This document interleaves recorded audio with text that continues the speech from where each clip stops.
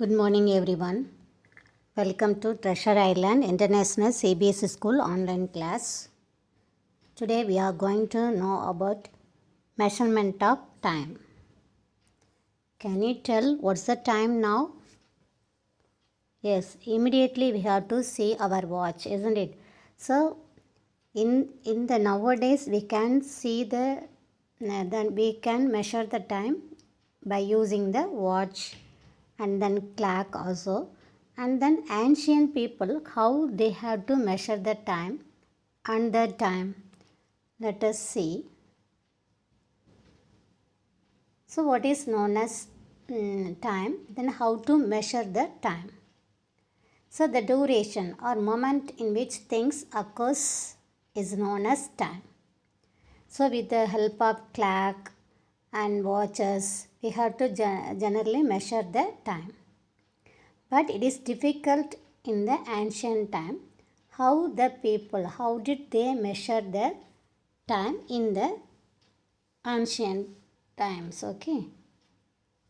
They didn't have clock or watch, anything.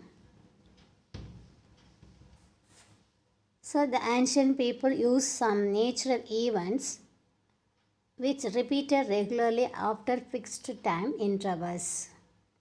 So they have to calculate the time and then have to measure the time. For example, how they find the day. They have to find the day from one morning sunset to the next one. Then you have to calculate the day. And then how to calculate the month. They have to calculate one new moon day to next moon day. That is the duration they are know about the month. And then how to know about the year. That is one revolution of the earth, that is we have to calculate the 1 year. But they are using some device to find the time, and then you have to measure the time or they have to calculate the time. So can you guess what the device they have to use in the ancient people? Yes, correct. Yes, the famous one is sundial. Next one is water clock, and then hourglass or sand clock. These are the device they have to use to measure in the ancient time.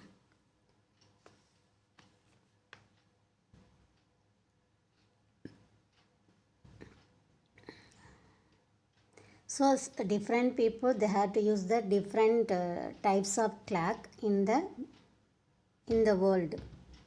Before they have to find the pendulum clock. Let us see the sundial. So it is a sundial clock.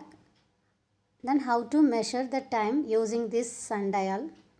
Because we have to find the time by using the position of the shadow cast by the sun. Okay. We have to find the time by the position of the shadow cast by the sun. Next one is water clock. So at that time they have to use the water clock to measure the time. So it is the rate at which the water drip from one vessel to another vessel. That is a time interval to come out from the one to another. That only they have to calculate the time interval. So this type of clock is known as water clock. And then sand clock. They have to use the sand. They have the two vessels. In between the two vessels there is a pinch of hole in the vessels. So there is used a flow of sand from one glass to another in order to measure the time. So this type of clock is known as sand clock. This also they had to use in the Egypt and some other places. They had to use this type of clock.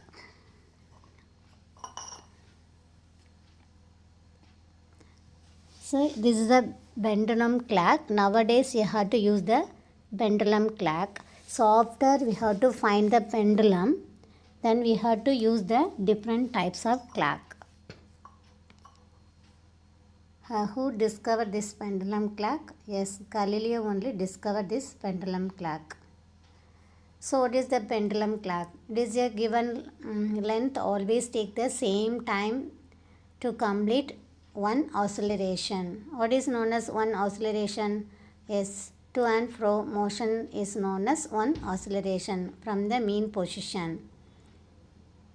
So it is always the length is not considered. So how much length is no problem, but it take one oscillation, that is a time interval is same. So nowadays you have to use this basic model of the pendulum model. We have to measure the time. So Galileo only experimented with the various pendulums to verify his observation. He found that a pendulum of given length takes always same time to complete one oscillation. So this observation led to development of pendulum clock, and winding clocks and wrist watches were refinements of the pendulum clock. So Galileo observed in the church of the clock. He had to, at that time only he had to found this oscillation of the pendulum clock. So nowadays we have used the quartz clock. So this is an electric circuit that works within the help of a cell. They provide very accurate time. So in the sports meets also they have to measure the very accurate time. That is a time interval 1/10 of the second or 100 of the second. So they have to measure in the quartz clock. So it's a very accurate measurement of the time. There are some clocks which can measure interval as small as microsecond or even a nanoseconds. Nano means 10 power minus 9. Okay, that very minute time we can be calculated in the sports. So nowadays we have to use the quartz clock. And then what is the unit of time? Yes, second is the basic unit of time. So S is the symbol. So large unit of time is minutes and hour. So 1 hour is equal to 60 minutes and 1 minute is equal to 60 seconds. So 1 hour is equal to 60 into 60 is equal to 3600 seconds.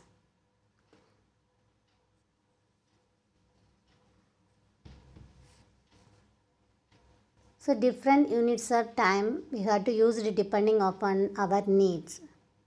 So in order we have to express the longer time interval, the bigger unit times are used. For example, for long interval time we have used the day, month and year. So 1 day is equal to how many hours? Yes, 1 day is equal to 24 hours. 1 month is equal to how many days? 30 days. And 1 year is equal to 12 months. From we have to calculate the 1 day is equal to 24 hours. Then 1 hour is equal to 60 minutes. And then 1 minute is equal to 60 seconds. So small units you have to measure in seconds. So long interval time you have to measure with the long measurement like day, month and year. And then how to measure speed. Can you ever see this like device? Can you guess? Now?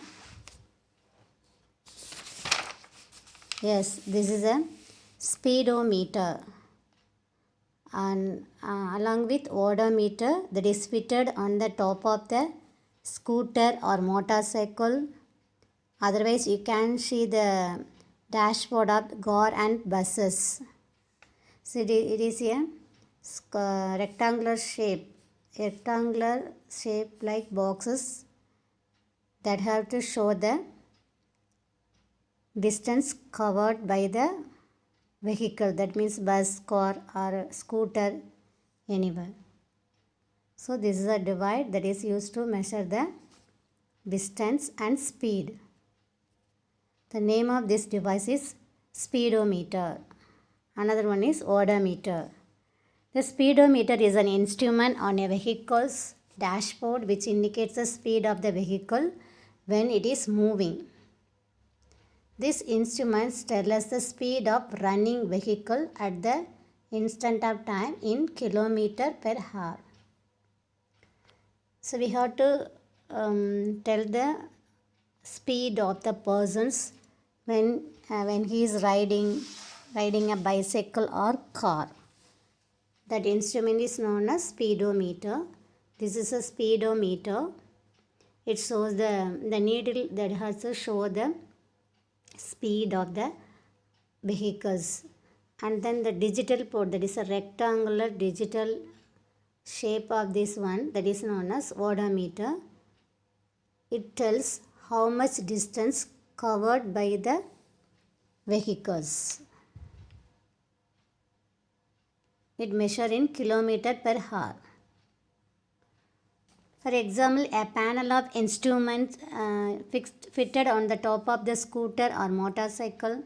In the same way, meters can be seen on the dashboard of car, buses and other vehicles. In addition of the speedometer, there is another instrument in a vehicle called odometer. The speedometer tells about the speed of the object or speed of the vehicles.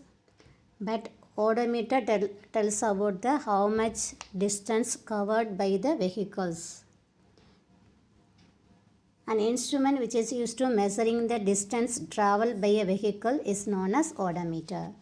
Okay, then odometer tells about the how much distance covered by the bus or scooter or bicycle. Not bicycle. They had to measure only in the scooter, bus, car and tracks, etc. So this instrument measures the distance in kilometers. Okay, usually a small rectangular window within the speedometer dial with the symbol kilometer km and gives us meter, that is the odometer reading.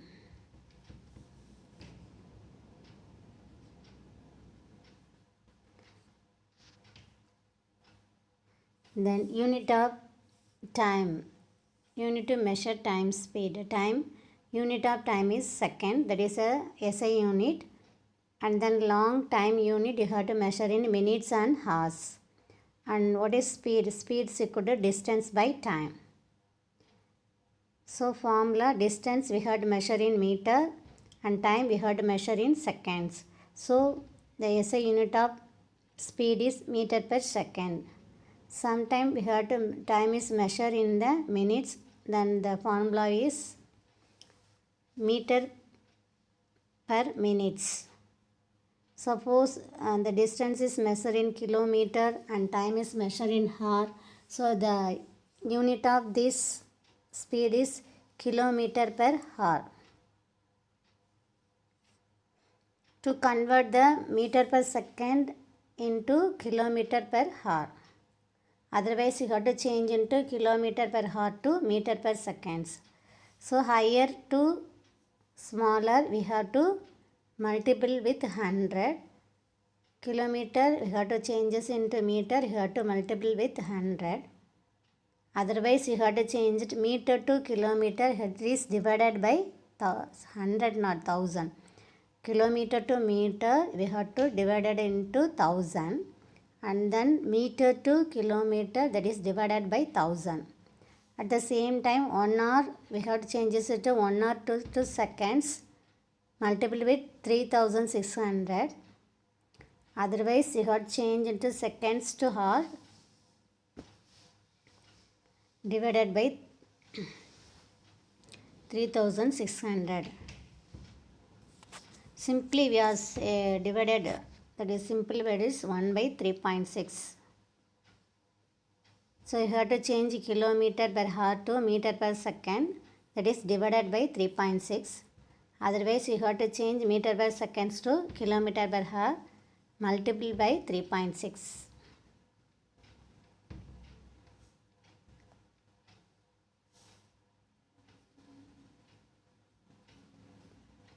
And the next one is graphical representation of motion. What is known as graphical representation of motion?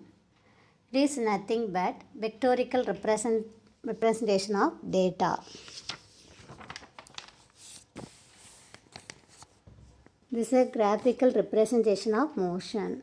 So how to calculate the speed of the substance, the speed of the object.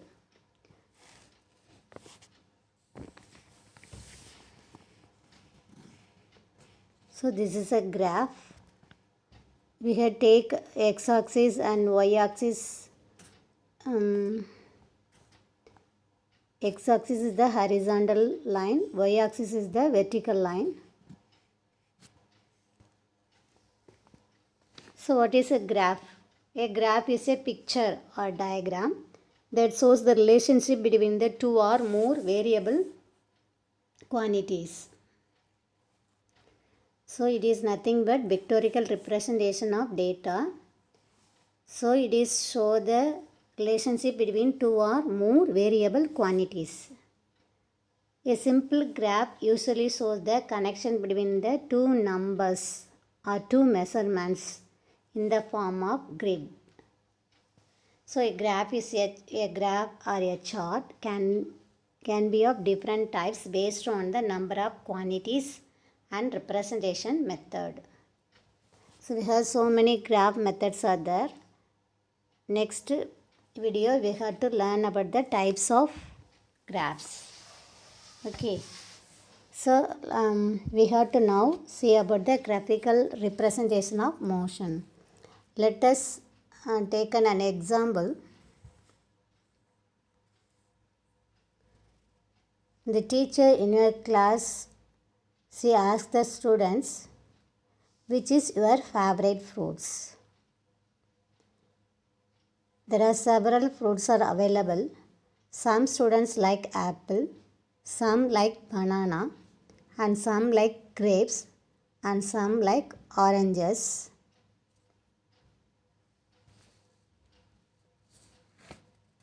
And some of them like banana. So different students have different choice. So there are so many students in the class. Nearly we are think about nearly 100 students in your class. Some said oranges and some said grapes and some said apple and someone said oranges. Now it is very difficult to represent the data, isn't it? And how to represent this data? So graph is the vectorial representation, or it is a diagram that shows the relationship between the two different quantities. So what are the two different quantities in this case? Yes, one is the number of students, another one is variety of fruits. And how many students they like mangoes, and how many students said they like mangoes and they like apple, they like banana, they like grapes. So basically number of students is one variable, another quantities is fruit. So the two comparison of two quantities we have to needed to draw the graph. One is here in this case, one is different types of fruits, another one is students.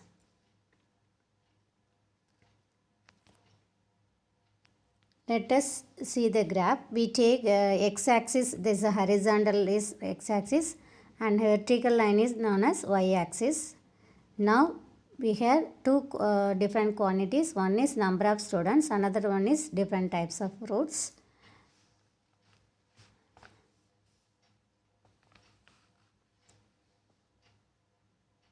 So taking these different axes and different quantities, we have to plot at the graph. Now with a graph, we can very easily determine how many like apple and how many like orange and how many like banana.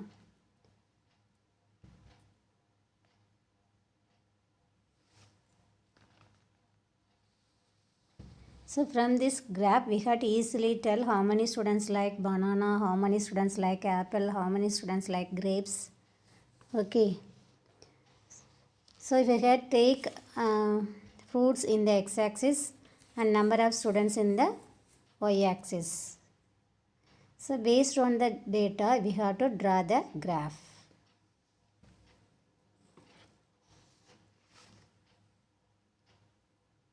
So from this graph, we have to know that so nearly 50 students they like apple, and then 40 students they like grapes, they like oranges, and then 30 students they like grapes, and then 20 students they like banana.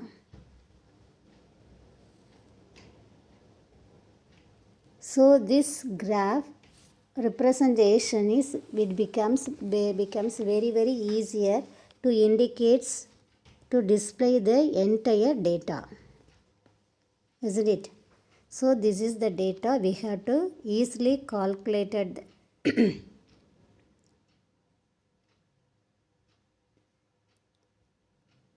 Did easily calculate the entire data.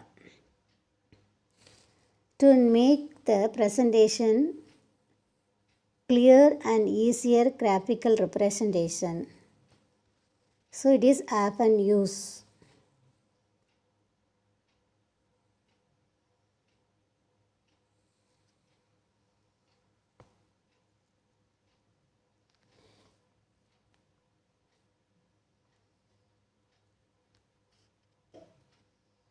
Could have to see this like graphical representation in the newspaper, also like weather report. You do good see in the newspaper also. Okay. So from this question, what is the graph?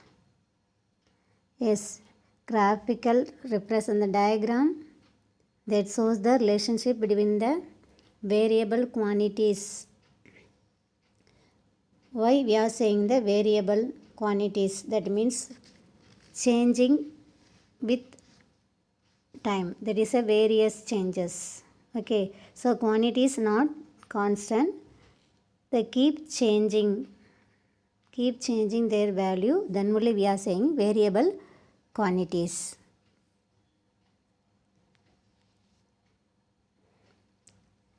Can you see this like a graph in the newspaper?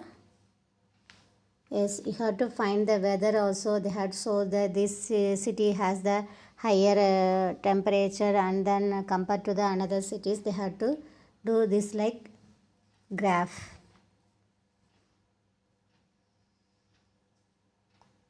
So what is known as distance time graph? The graph which represents the distance traveled by an object with respect to time is called distance time graph. Here we take distance in the y-axis and time in the x-axis. Let us consider the car. So another example is a car when it moves along the road. What happens as the car is moving? Its position is changing. So the distance covered by the car also changes.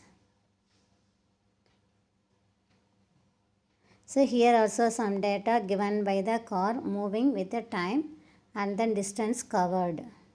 So using this data, we have to draw the graph like this.